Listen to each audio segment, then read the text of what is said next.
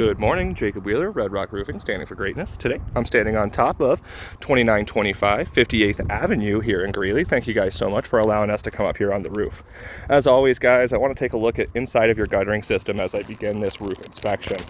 Now, if you take a close look here, you'll see a lot of this sand-like substance here. This is actual granule loss coming from the shingle. This is telling me the age, wear, and tear of the roof.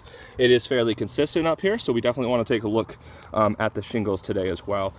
First thing that we're going to look at while we come up here is what's called collateral damage. Collateral damage are signs and indicators on your soft metals that indicate that there was hail damage up here on this roof. Now, I got two good examples here for you. One that shows quite a bit of damage up here. Now, the thing is about these storm caps too, a lot of times they don't replace them when they replace the roof. This cap actually looks a lot older to me than the rest of the roof from everything that I'm seeing up here. But you do also have a ding over here on your turtle vent.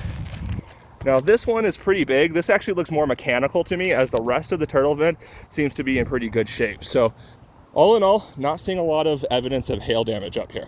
But the next thing that we're going to look for is what's called spalding. Spalding is when hail hits the shingle, dislodges the granules up here, guys, showing the fiberglass matting underneath. Now, there are a couple examples up here. This one, for example, you can see the fiberglass underneath.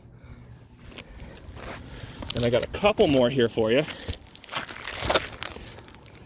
Here's another one for you guys. Again, you can see the fiberglass underneath here. Now, traditionally, I'm looking for about 6 to 10 of these hits for any insurance company to cover a full replacement of this roof. I'm just not seeing that. I do see a lot of age, wear, and tear on the roof overall.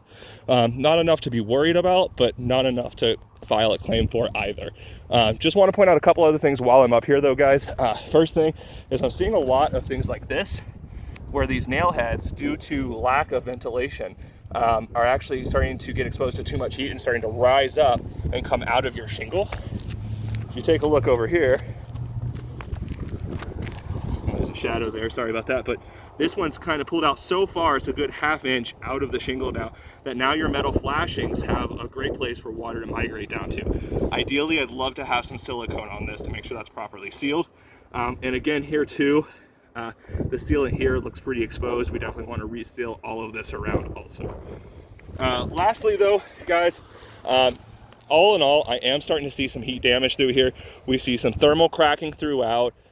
You do have some ventilation with these older turtle vents, but this ridge right here would be a fantastic candidate for a ridge vent system. It's 17 times more effective than your standard turtle vent and would guarantee the longevity of the roof. As a whole, want to thank you so much for giving us a call. Jacob Wheeler, Red Rock Roofing, standing for greatness.